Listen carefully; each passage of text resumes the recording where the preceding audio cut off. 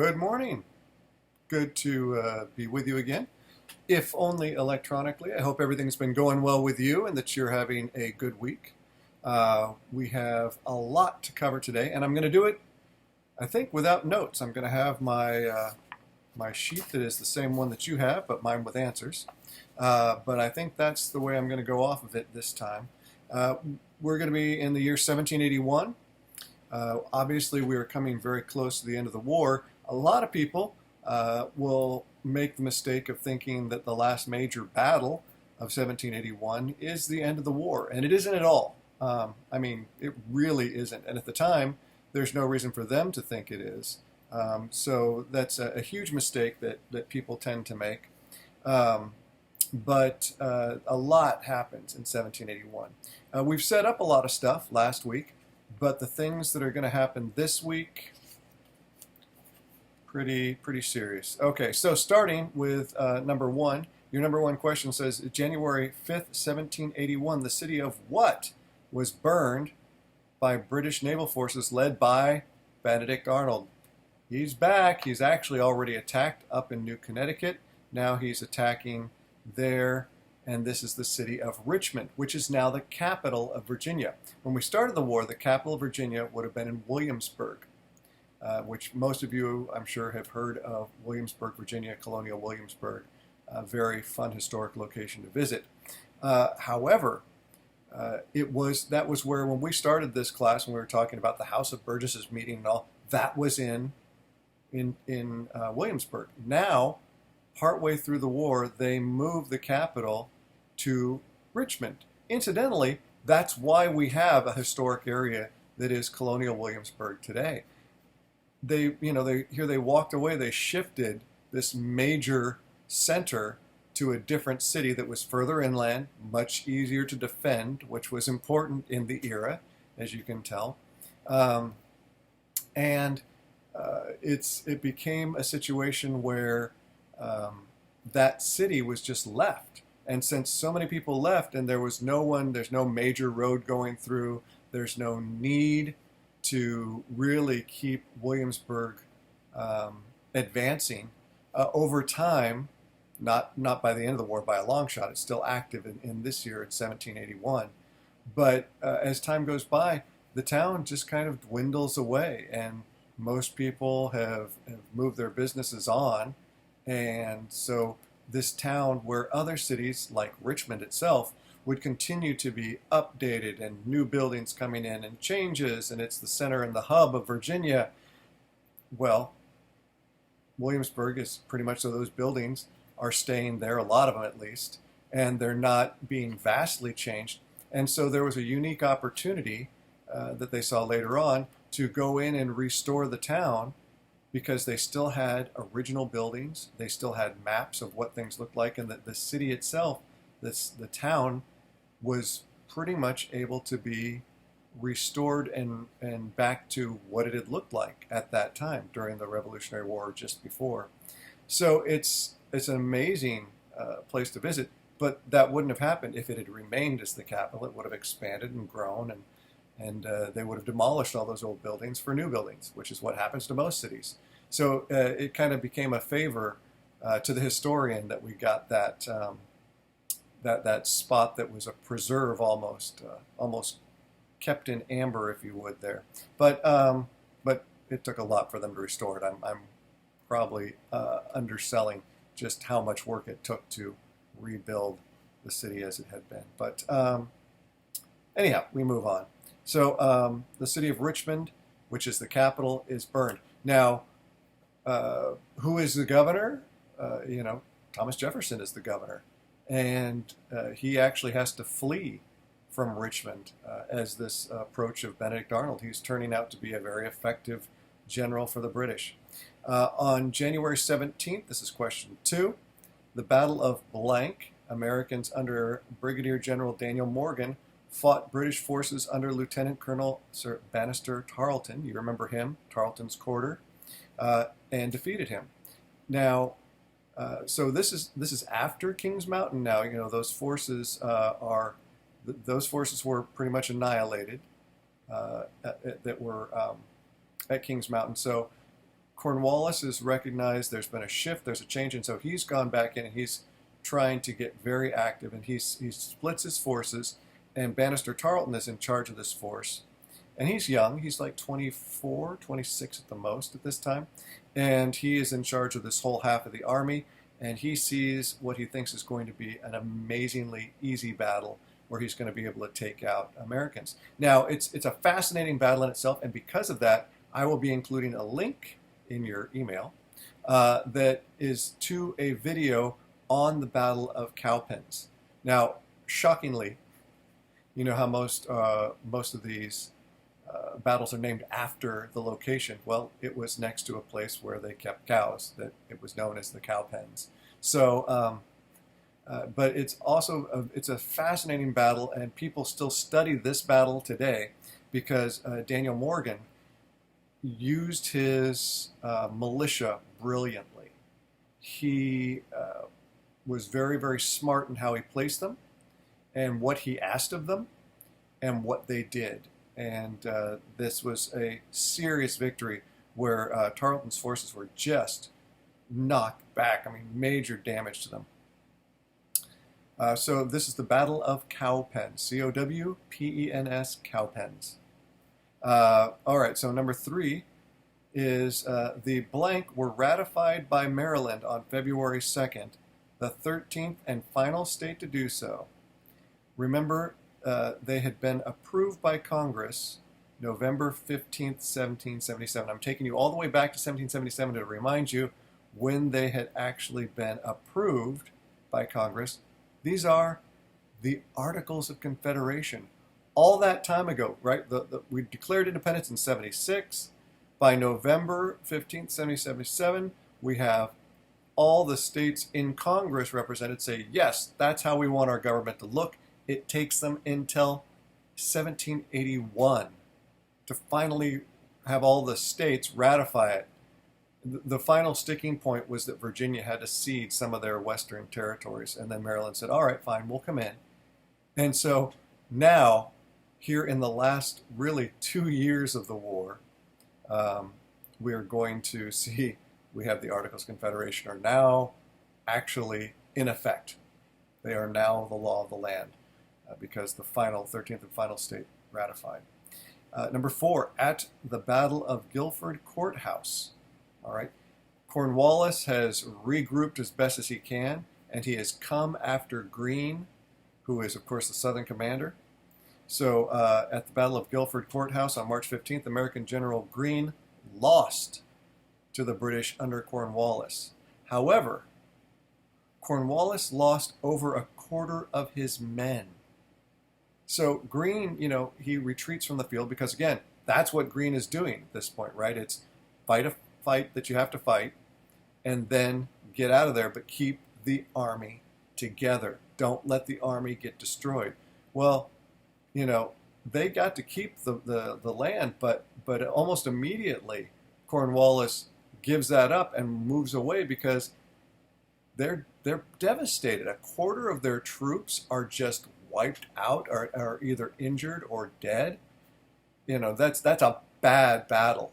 In fact, in Parliament they say if we lost another battle at that rate, we wouldn't have an army. You know, they were just devastated by how bad the losses were.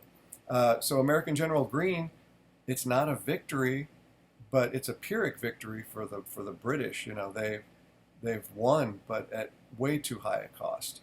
So it's kind of a successful thing for the Americans.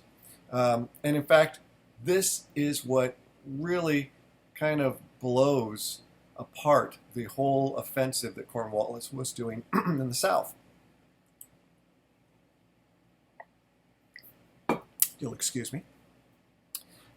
So Cornwallis is now facing a serious problem, and this leads us right into question 5. Low on supplies, and with so many of his troops lost as casualties, he decides he can't continue in the Carolinas. He has to move into Virginia, and there he will get resupplied and get fresh troops and get everything he needs, because He's lost way too many men.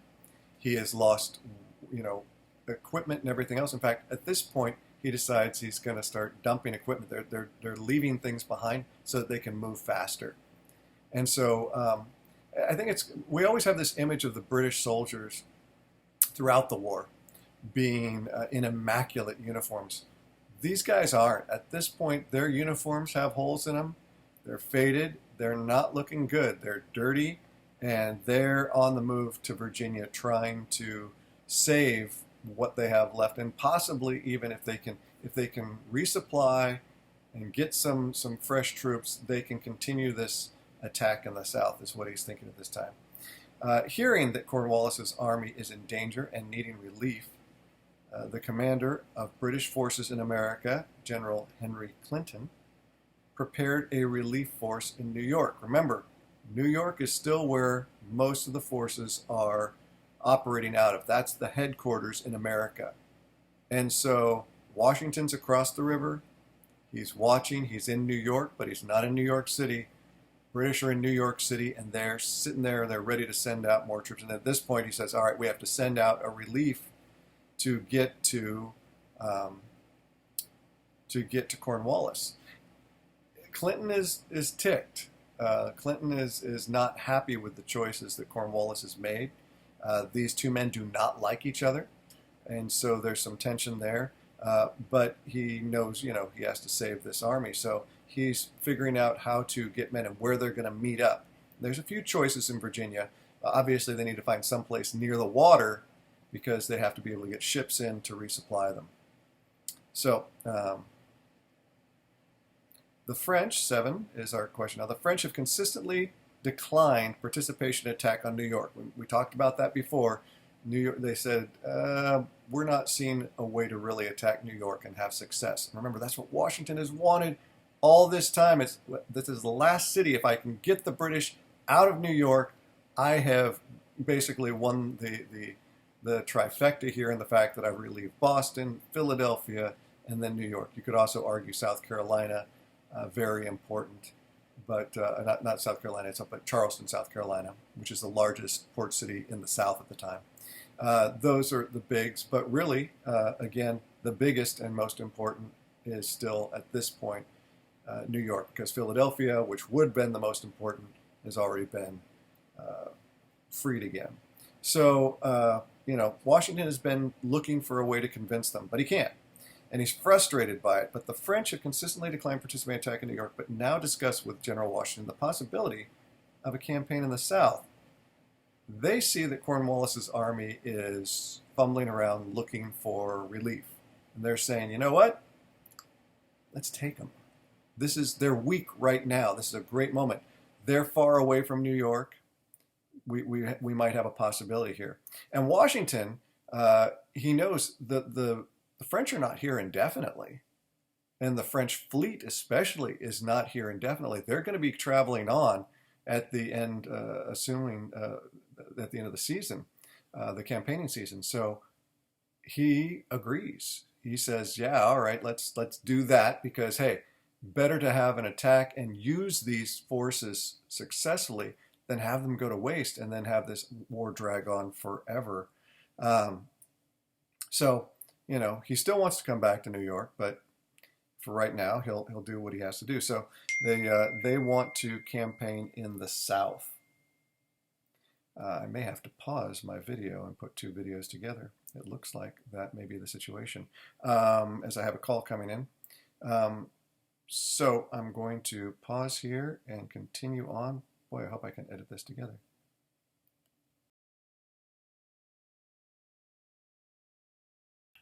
All right, and we're back on here. Hopefully this will all stitch seamlessly together. All right, so we were at the South, and then 8.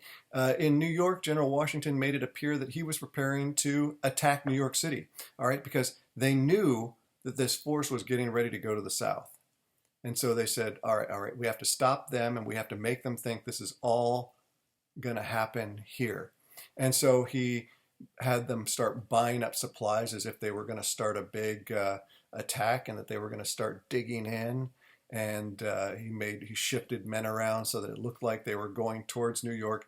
Instead, he's taken really his main army and all the French and heading to the south. So the answer on number 8 is attack NYC. Attack New York City is what they made it look like. 9, on August 30th, a French fleet under the Comte de Grasse. By the way, Comte is their word for count. So that's the Count de Grasse. Entered Chesapeake Bay, cutting British General Charles Cornwallis off from escape by the sea. So Chesapeake is Chesapeake, the Chesapeake. Now, again, they were expecting that, remember that Cornwallis is gone towards the ocean, and he's on a peninsula. So he's surrounded pretty much by ocean, not quite an island, but close. And he's waiting for the British Navy to resupply him. British ships to come in, and instead, boom, the French fleet surrounding him. And he's now surrounded on 3 sides. And he still needs, but there's still hope, he thinks, because he knows that he is sent for help from New York. And that is what he's hoping for. On 10, American soldiers announced that they would not. They're marching. They're marching on their way down. They say they won't leave Maryland unless they receive 1 month's pay in coin rather than the worthless continental paper currency. They basically stage a revolt within the army where they say, look, if you want us to march south, you're going to need to pay us. And Washington doesn't have any money. Congress doesn't have any money except for paper money, and they won't accept paper money. General Rochambeau, the French general that has come over to help, loans Washington half of his supply of Spanish coins, of gold Spanish coins, to pay them. Pretty risky loan and pretty crazy, because remember, that's the money he's got to pay his troops. So dodgy at best, but amazingly generous. And if it hadn't been for that loan, that the Americans in that army wouldn't have marched south, which is a little bit scary at this point. 11, a British fleet under Thomas Graves arrived and fought de Grasse. Remember Admiral de Grasse, the Comte de Grasse, that is outside, just around Yorktown, where the British and Cornwallis have hunkered down. So this fleet has come in. They're going to break through the chain of British ships, and they are going to get in, and they are going to, and I'm being texted again. So they're going to try and break through this and get in and save the British troops, the Cornwallis and his men. However, the British fleet under Thomas Graves arrived and fought de Grasse on September 5th. He failed to break through to relieve the siege of Yorktown. This becomes known as the Battle of the Chesapeake. So the answer is he failed. Number 12, September 14th, the French and American armies arrive at Yorktown. Now, on the way there, not de Grasse, but Rochambeau and Washington managed to stop for a day and a half, basically, at Mount Vernon, because, of course, Washington's from Virginia. They get to stop at Mount Vernon while they're on their way south and make a plan. It's the first time he has been home in almost 7 years, but he did get to see home. Now, interestingly enough, also, one thing that Washington has with him that he had not had previously is his stepson, Jackie Custis. See, Martha had 4 children initially. 2 of them died in infancy, and her daughter, who was also named Patsy, Martha Patsy, that's the nickname, she dies when she's around 16, 17. And she has epilepsy, and she has a fit, and it kills her. So this is her last remaining child from her first marriage to Daniel Custis, because she was a widow when Washington met and married her. So she has refused to allow him to go to war throughout this whole thing, but Washington says, it'll be safe. I will make him an aide. I'll make him an aide de camp. He won't see fighting. He'll just be with me. So finally she lets him go, and so Jackie Custis is now with Washington. Now Jackie is married. He has a son who is named George Washington Custis, and everyone calls him Washy. That's his son's name. Anyhow, so that is his Washington step grandson. So anyhow, they're coming from Mount Vernon. They've arrived on September 14th. The French and American armies arrive at Yorktown. So think about this. The French Navy is all around the outside of this peninsula, and the one area that you can get through, part of it is swampy, but the one area you can get through is now blocked by the French and American army. On their way there, they also passed through not Yorktown, but Williamsburg, that we were just talking about, Colonial Williamsburg. It is in this era, of course, it's just Williamsburg, but they actually were on their way through there, and Lafayette, of course, is back with the army at this point. So this is kind of this is a fascinating fact, and one that I really love. An enslaved man by the name of James Armistead, that was in the service of Lafayette, began to blank for the American army, and it is spy for the American army. Now, this guy, James Lafayette, he's a smart man, and he's working with Lafayette, who is a very much so an anti-slavery person.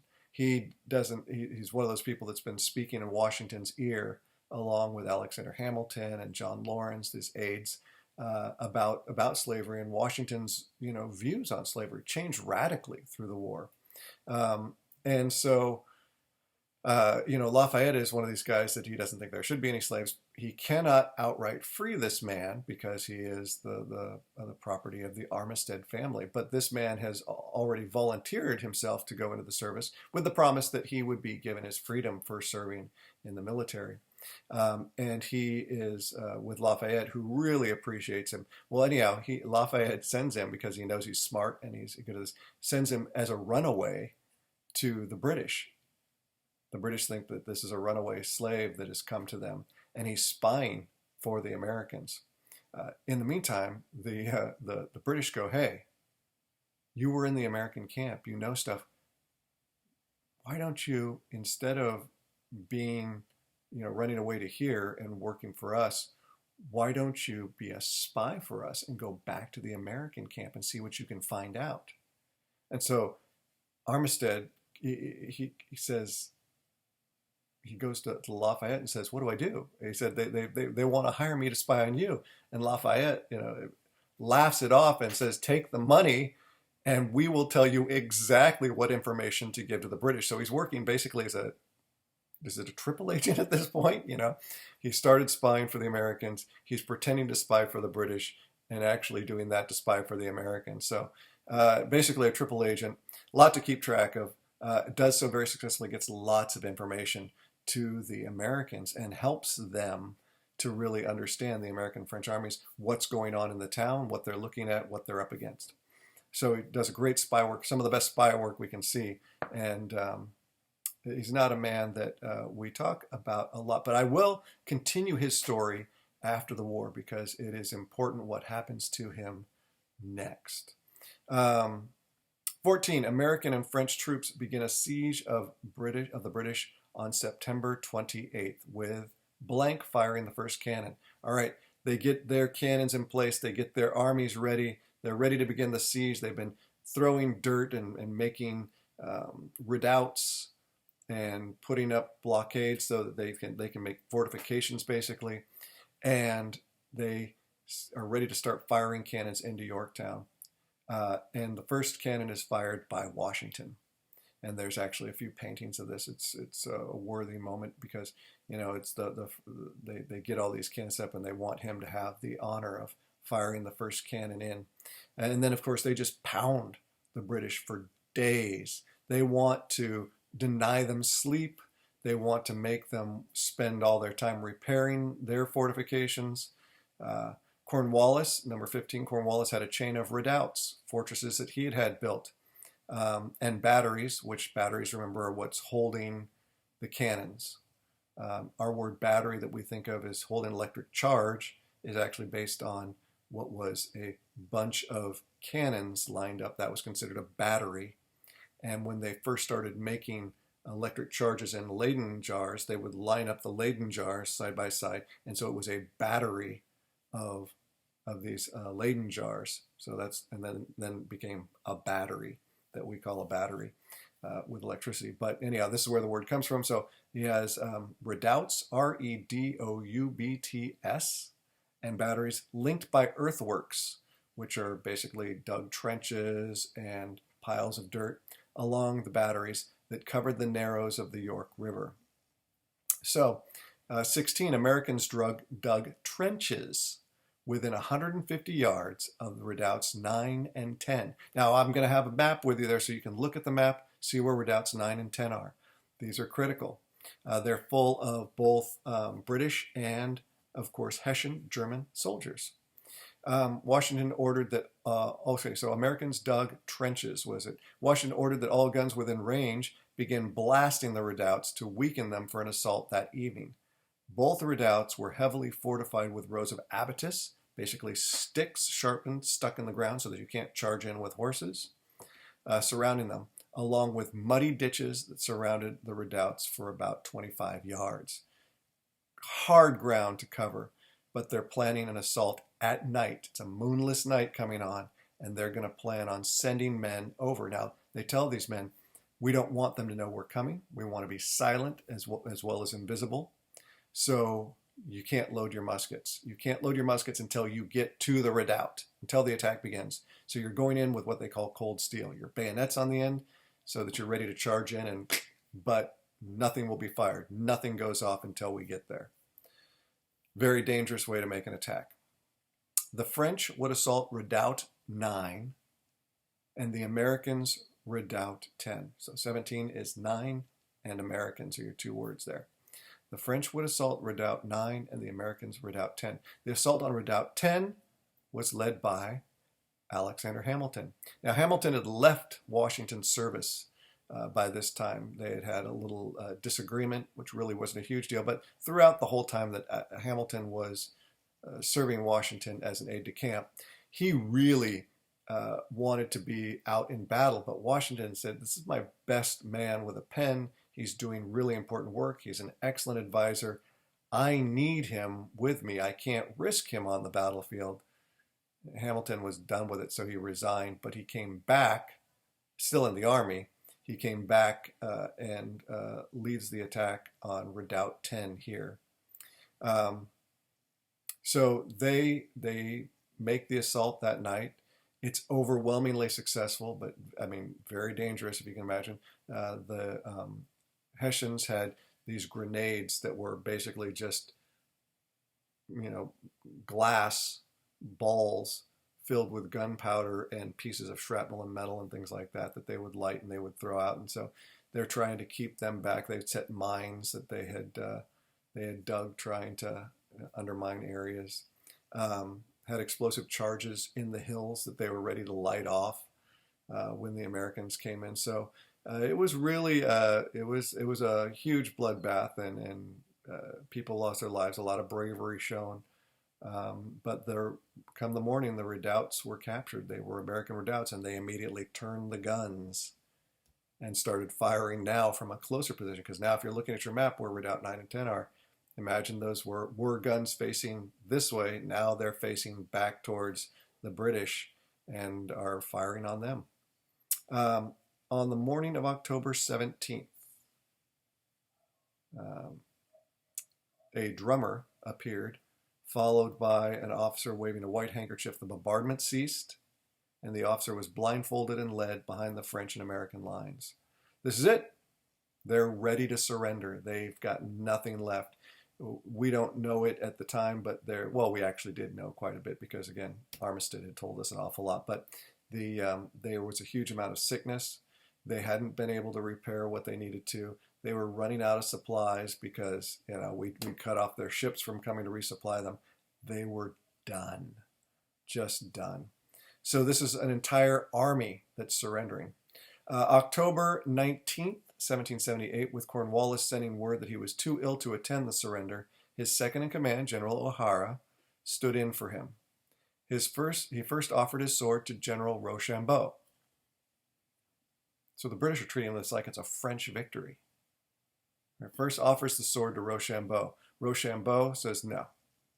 points to Washington. So now O'Hara goes to Washington to offer his sword. Washington says, no, points down to Benjamin Lincoln. He directed him to Benjamin Lincoln. If you recall, Benjamin Lincoln had been in charge of Charleston and the attack, and he had been forced to surrender and then had been a prisoner of war back in 1780, a year ago. So Washington defers the honor to Benjamin Lincoln to let him have his honor restored in accepting the sword. So, another army captured. This is the second time during the war. Saratoga, first one, and this time at Yorktown, an army captured. An entire army captured. When King George heard that the army under Cornwallis had been lost, he wanted to continue the fight. Yeah, he's not done. King George III says, we've lost an army. We haven't lost the war. However, there's a change that's going on, and Parliament is about to shift. Lord North is about to be voted out. The Whigs, who had long supported American liberties and kind of supported what the American cause was, not that they didn't want the Americans to win the war, but they were not for this oppressive force that went in. They wanted to negotiate with the Americans and restore them. But the king is largely a Tory at this time, and there are the Tories were in power, including Lord North. So now that there's a shift going on, King George is going to lose the ability to continue to wage war, but he doesn't know that yet. He's still ready to keep going on with the fight. As hard as that is to believe, it's not done for him yet. It's been 6, almost 7 years, and he is not about to give up on those American colonies. So that takes us to the end of 1781. Next week, we'll be covering 82 and 83 together, which will take us to the end of the war. And then the week after that will be our finals week, which I will probably do as a live instead of a recorded broadcast. If you have any questions, please send them in to me. I think everything got covered here that we needed to cover. But I will be sending that video. It's not very long. I looked at a bunch of them, and this is the one that I thought was the clearest about the Battle of Cowpens, because that is an important battle. So you've really seen the shift happen here in the South, where they were just basically, the British were mopping us up, and then they just kept pounding, trying to chase Greene, pounding, wearing themselves out. Kings Mountain, then Cowpens, ow, and then the British trying to regroup and find their way to Yorktown, where they get the ultimate smackdown. In some ways, at the same time, you have to understand that after the battle, and once he was feeling better, Washington and Cornwallis had dinner together, and I believe with Rochambeau as well. Very civil in how they treated each other. And then one of the things that doesn't get talked about a lot is that, there's something here that I really want to mention too before we go, which is there are equal numbers of French and American forces at this battle. So you know that the French fleet locked Cornwallis in, and the French doubled our numbers. If it hadn't been for the French, what do you think the odds are of Yorktown happening or succeeding? But the French have been on the march and through countryside that they're not familiar with. So just as they complete the siege, a number of the French start coming down with smallpox. If the siege had gone on for another few days, you might have seen the French army unable to maintain the fight. So again, timing just amazing on this. But anyhow, we will talk more next week. I'm looking forward to it.